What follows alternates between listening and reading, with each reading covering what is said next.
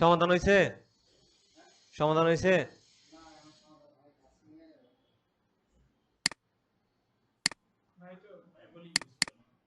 ওইটা যে উইন্ডোজ করতে হবে, এই জন্যই তো করছে।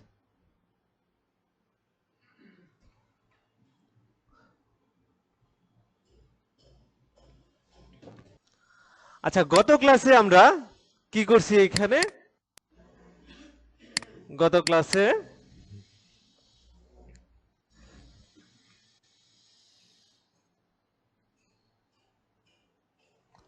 আমরা এখানে ডল সার্কিট করছিলাম, এইখান থেকে এইচএমআই ডিজাইন করছিলাম, তাই তো? আজকে আমরা দেখব কিভাবে স্কাডা কনফিগার করতে হয়, এবং এই কাজটা আমরা স্কাডা থেকে করব। খুবই গুরুত্বপূর্ণ ক্লাস, মনোযোগ দিয়ে বুঝতে হবে, কারণ কনফিগারেশন কিন্তু প্রতিদিনই দেখাবো না, দেখবেন যে খালি করে যেতেছি। বুঝতে পারছেন? এখানে একটা টাকা পাঠাইছে, টাকাটা চেক করে। গত ক্লাসে যে যা করছি এগুলো তো আপনি করছেন, তাই না? আজকে আমরা দেখব কিভাবে স্কাডা কনফিগার করতে হয়। স্কাডা কনফিগার করার জন্য আপনাকে এখান থেকে add a new device, PC system, SIMATIC HMI application, WinCC advanced version যেটা আছে এটাই থাকুক, সমস্যা নাই। এখান থেকে নেক্সট,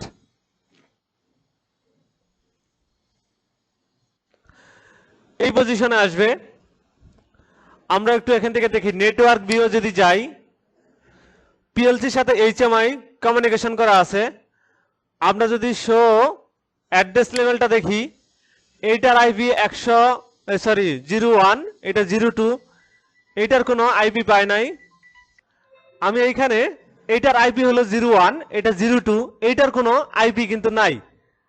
এবং আপনি যদি এখান থেকে কমিউনিকেশন করতে চান, এইখান থেকে দেখেন, এটা যদি কমিউনিকেশন করতে চান, সেই কমিউনিকেশনও কিন্তু হচ্ছে না। কারণ কি?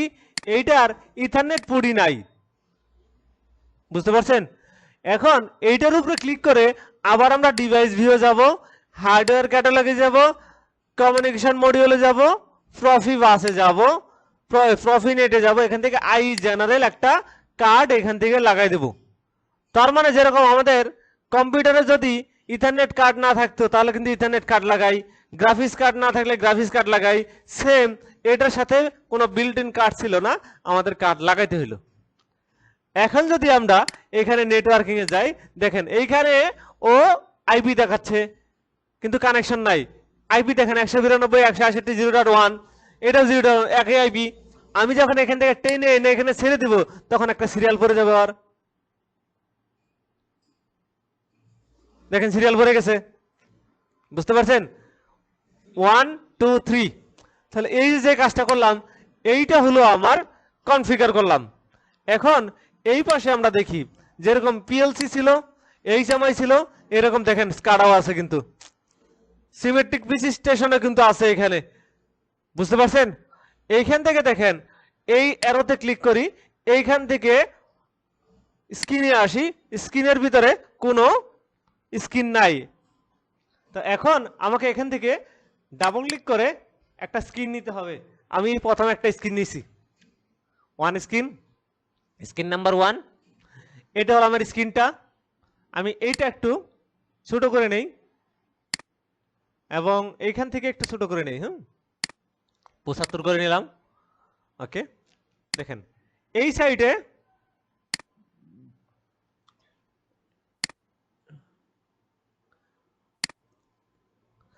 এইটা হলো আমার স্কাডার স্ক্রিনটা।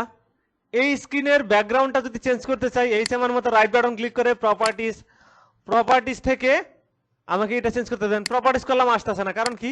এইটা নিচ থেকে টাইনে উপরে তুলতে হবে। এইখান থেকে আমি এই কালারটা চেঞ্জ করে দিলাম, স্কাডার কালারটা। যতগুলা স্কাডা আছে দেখবেন, খেয়াল করবেন, মেট্রো রেলে যান, স্কাডার কালারটা হয় এটা। দেখবেন টিকিট কাটার পরে ভিতরে যাবেন, দেখবেন রুমের ভিতরে এই যে কম্পিউটারগুলোর স্ক্রিনগুলো সবগুলো স্কাডা, ঠিক আছে? তাও ওখানে উইনসিসি দিয়েই করা। এখন এখান থেকে এই যে ডটগুলো আমি যদি উঠাই দিতে চাই, গ্রিডের কালারটাও আমি এটা করে দিলাম, মিশে গেছে। দুইটার কালার। এখন এইখানে আপনাকে ডিজাইনটা করতে হবে। আপনি চাইলে এখান থেকে একটা রেক্টেঙ্গুলার নিয়ে এখান থেকে আপনি হেডিং পোর্শন তৈরি করতে পারেন।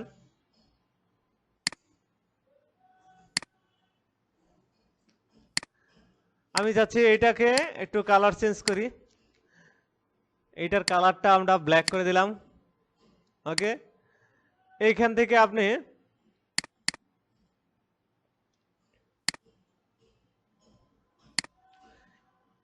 এটা হলো আমার টেক্সট লেখার জন্য, এটা নিয়ে এখানে ছেড়ে দিলাম। এখানে লিখলাম আমি স্কাডা স্কাডা সিস্টেম, অথবা যে প্রজেক্ট করবেন সেই প্রজেক্টের নাম দিবেন এখানে। ঠিক আছে, যেটা উপরে লেখা থাকে, হেডিং লেখা থাকবে, আপনি আপনার মতো করে ডিজাইন ই করে নিতে পারেন। পাওয়ার বাই আপনার কোম্পানির নাম দিয়ে দিতে পারেন, স্কাডা ডিজাইন পাওয়ার বাই এটা। তো এইটাকে সিলেক্ট করলাম আমরা, এটাকে আমরা সিলেক্ট করলাম, সিলেক্ট করে এইটার সাইজটা আমি বড় করে দিই, একটু 36 করে দিলাম। ওকে, এখানে এটার কালারটা আমরা হোয়াইট করে দেই, এখান থেকে টেক্সট কালারটাকে আমরা হোয়াইট করে দিলাম। এখন এইটাকে আমরা এটার উপরে বসায় দিই, ব্ল্যাকের সাথে হোয়াইট দিলে বেশি ভালো লাগে। ঠিক আছে, অথবা আপনি আপনার ইচ্ছা মতো ডিজাইন করে নিতে পারেন। ওকে, এখন মূলত আমাদের চিন্তা করতে হবে এখানে আমাদের কি কি আছে, ইনপুট কয়টা, আউটপুট কয়টা। এখানে হলো ইনপুট হলো 2টা, আউটপুট হলো 1টা। এই জন্য আমাদের এখানে কি করতে হবে, ইনপুট 2টা, তাহলে বাটন নেই 2টা, বাটন নিলাম 2টা। এটাকে আমরা কি নিলাম, একটা নিলাম on, on button, on button, right button click করে প্রপার্টিসে যাই, এইখান থেকে সলিড, এইখান থেকে আমরা কালারটাকে গ্রিন করে দিলাম, টেক্সট কালারটা হোয়াইট যাচ্ছে না, এখান থেকে আপনি ব্ল্যাক করে দিতে পারি। কর্নার রেডিয়াসটা এইভাবে থাকতে পারে, 10 করে দিলাম, 10। ওকে, সেম জিনিসটাই আমি এইখান থেকে আরেকটা নিলাম, এটাকে করে দিলাম অফ, রাইট বাটন ক্লিক করে প্রপার্টিসে আসি, এইখান থেকে আমরা এটাকে রেড করে দিলাম। ওকে, এইখানে দেখেন সিম্বলিক লাইব্রেরি লেখা আছে, এই যে এইটার নাম হলো কি লাইব্রেরি, সিম্বলিক লাইব্রেরি। এটাকে টেনে এনে ছেড়ে দিবেন, রাইট বাটন ক্লিক করে প্রপার্টিসে আসবেন। প্রপার্টিসে আসার পরে এখানে জেনারেল লেখা আছে, জেনারেলে যদি যান দেখি একটু এখানে কি কি আছে। এই লাইব্রেরির ভিতরে এইখান থেকে শুরু করে যত যা চাচ্ছেন, একটা ইন্ডাস্ট্রির ভিতরে স্ক্রু থেকে শুরু করে যা যা ব্যবহার হয় সবই এইখানে কিন্তু আছে। ঠিক আছে, সব কিছুই আছে, যা যা ব্যবহার করা হয়। ইন্টারনেট থেকে ডাউনলোড করবেন, যদি আপনার এখানে ভালো না লাগে ইন্টারনেট থেকে ডাউনলোড করে এখানে অ্যাড করতে পারবেন, ইমেজ হিসেবে অ্যাড করতে পারবেন। দেখব, বুঝতে পারছেন? এখান থেকে করতে পারেন।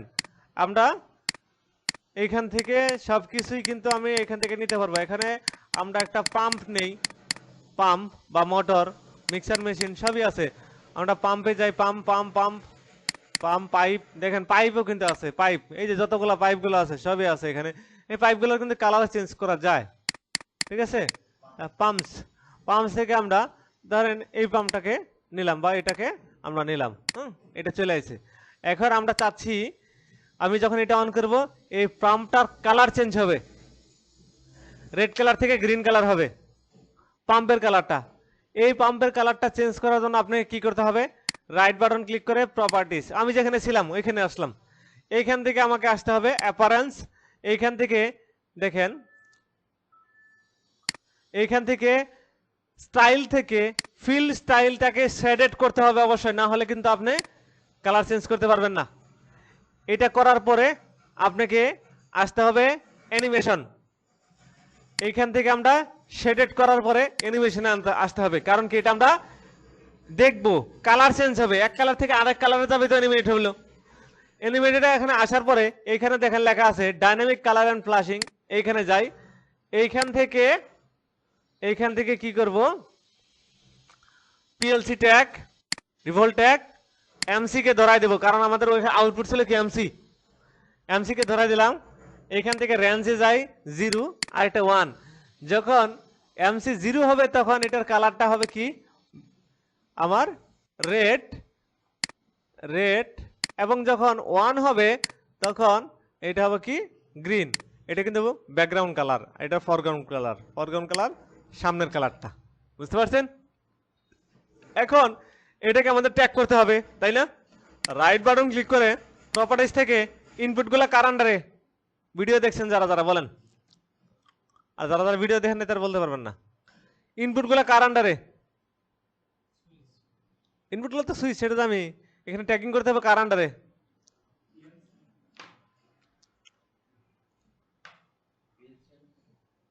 কোথায় যায় ট্যাগ করবো বলেন? এই সময় ট্যাগ করছিলেন না, কোথায় যায় করছেন? ইনপুটগুলো হলো ইভেন্টের আন্ডারে, বলে দিয়েছিলাম, ঠিক আছে? ইনপুটগুলো ইভেন্টের আন্ডারে, যত প্রকার আউটপুট আছে সব অ্যানিমেশনের আন্ডারে ট্যাগ করতে হয়।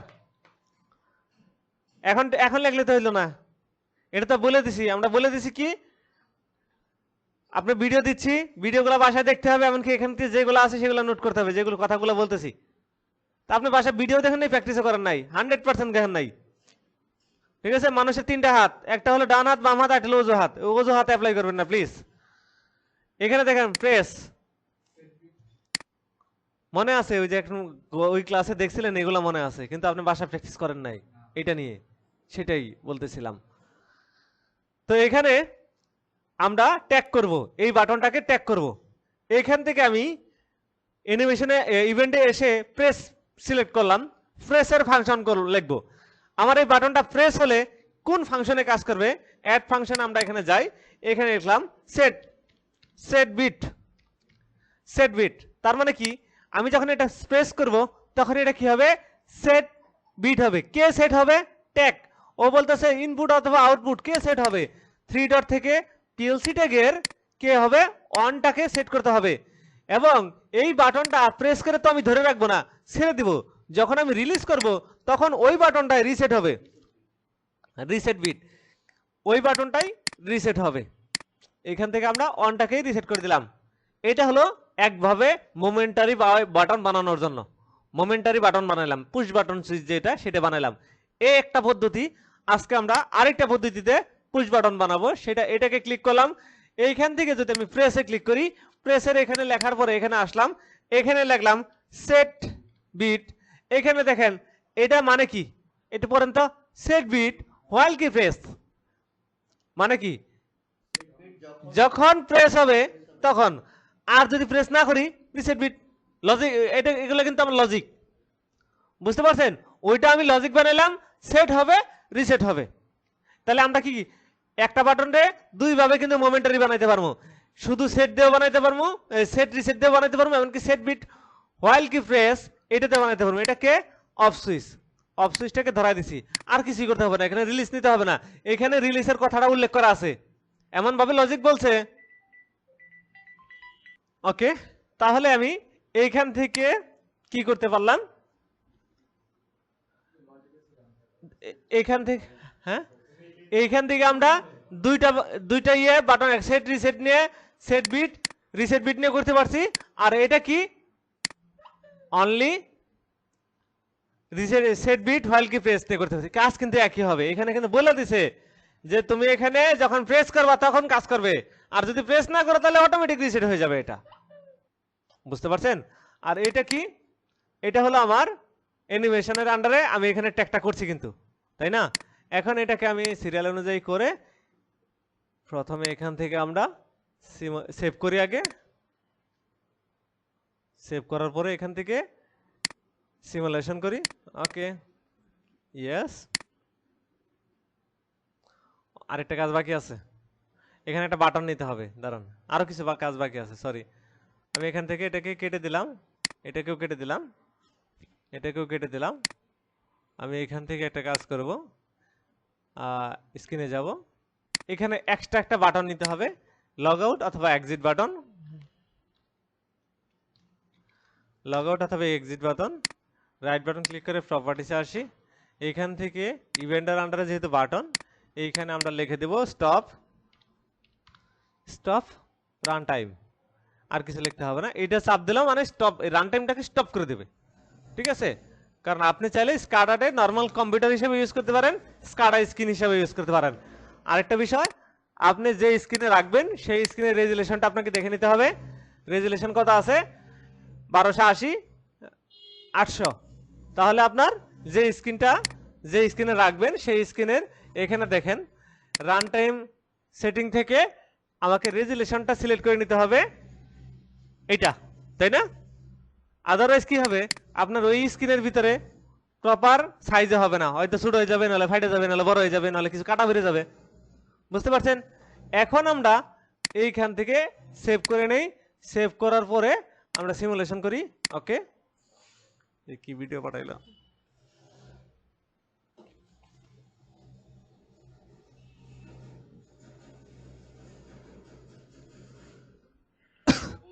আর উপরের হলুদ বাতিটা জ্বলে আছে।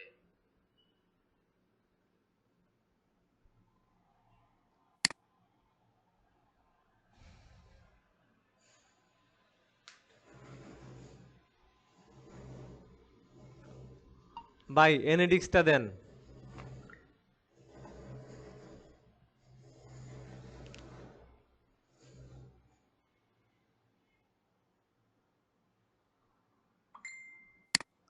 এখান থেকে লোড,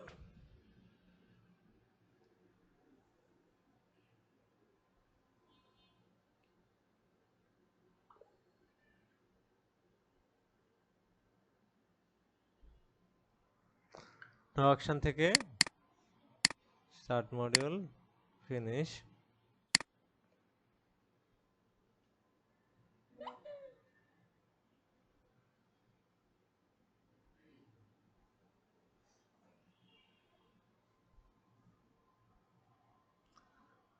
এখন আমরা কি করব, এখানে মনিটরিং করতে হবে না, আমরা সরাসরি আমরা জানি এখানে কাজ করবে। এখান থেকে আমরা স্টার্ট রান টাইমে যাব।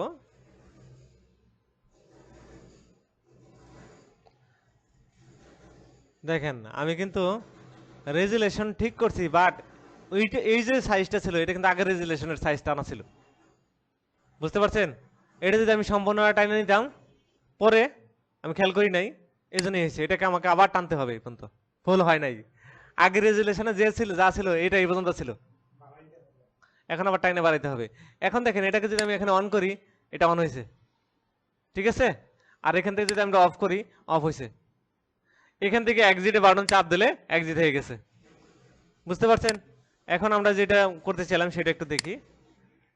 এখান থেকে এই দেখেন আগে আগে কিন্তু আমি সম্পূর্ণ মিলাই দিছিলাম না? এখন কিন্তু ওই যে সাইজ বড় করার কারণে আমার এটা কিন্তু এটা বড় করতে হলো। বুঝতে পারছেন? এবং আমরা এখন আরেকটা কাজ করব, সেটা কি, আমরা এই বাটনটাকে একটা বাটন বানাবো, একবার চাপ দিলে অন হবে, আবার চাপ দিলে অফ হবে। এটা আসলে বাটন দুইটাই থাকবে, শুধু আমরা অ্যানিমেশন ক্রিয়েট করব, ভিজিবিলিটি ইনভিজিবিলিটি করব। যখন এটা কি এমসি যখন অফ থাকবে তখন এটা ভিজিবল থাকবে, অন বাটন ভিজিবল থাকবে। এমসি যখন অন থাকবে তখন অফ বাটন ভিজিবল থাকবে, কারণ অফ করার জন্য। তার জন্য কি করতে হবে, এই বাটনের উপরে রাইট বাটন ক্লিক করে প্রপার্টিসে আসবো। এইখান থেকে আমাকে আসতে হবে অ্যানিমেশন থেকে লেখা আছে ভিজিবিলিটি। এইখান থেকে আমাকে ট্যাগটা ধরাইতে হবে, এমসি ট্যাগের সাথে কাজ করামু। এইটা হলো কি, যখন এমসি 0 থাকবে তখন এটা আমার ভিজিবিলিটি হবে। আবার এইটাতে ক্লিক করব, ভিজিবিলিটি যাব, এমসি কে ধরাবো, এমসি এইখানে যখন 1 হবে তখন এটা ভিজিবল হবে, মানে যখন এটা অন থাকবে তখন এটা দেখাবে, তা অফ করার জন্য দেখাবে। এখন আমরা কি করব, অবশ্যই দুইটা একই সাইজে নিতে হবে, এইটার উপরে এটা রেখে দিলাম। বুঝতে পারছেন? এবং এই দুইটাকেই কপি করে একটা কাজ করি, এইখানে নিয়ে আসি। দেখেন এটা পিছনে, এইটার পিছনে পড়ে গেছে, এজন্য এইটাকে রাইট বাটন ক্লিক করে অর্ডার থেকে সেন্ড টু মুভি করে দিলাম। অর্ডার থেকে কি করব, এই যে অর্ডার থেকে সেন্ড টু ব্যাক। ওকে, এখন আমরা এখানে সেভ করলাম। অবশ্যই আপনাকে পিএলসি কে পাওয়ার দিতে হবে, না হলে কিন্তু পরবর্তীতে কাজ করবে না, তাই না? পিএলসি যদি না হয় স্কাডা কার সাথে কাজ করবে? পিএলসির সাথে তো কাজ করবে। এখন আমরা এটাকে করলাম, এইখান থেকে আমরা আবার সিমুলেশনে যাই। দেখবেন স্কাডার ভিতরে যত মেশিনগুলো আছে সকল মেশিনগুলোর সাথে সাথেই বাটন, মেশিনের উপরে চাপ দিলেই কাজ করে, তাই না? ওইখানে চাপ দিয়ে ওইটা বন্ধ করা যায়, অন করা যায়, এইভাবে কাজগুলো করা। দেখেন এখানে অন, এখন কি এটা অফ আছে, এই জন্য অন বাটনটা দেখাইতেছে। তাহলে আমি এখন কি করব, অন বাটনে যদি ক্লিক করি, দেখেন এটা অন হয়েছে, এখন অন আছে, ও অফ করার জন্য বাটন দেখাইতেছে। বুঝতে পারছেন? এইভাবেই কাজ করতেছে। ঠিক আছে, ওকে। এখন থেকে আমরা যে কাজগুলো করব সেই কাজগুলোর পিএলসি প্রোগ্রাম করতে হবে, এইচএমআই করতে হবে, স্কাডা করতে হবে একই সাথে। বুঝতে পারছেন? আচ্ছা, তা আমরা এখানে একটু সেভ করে দিই এই পর্যন্ত, যে পর্যন্ত ক্লাস হলো।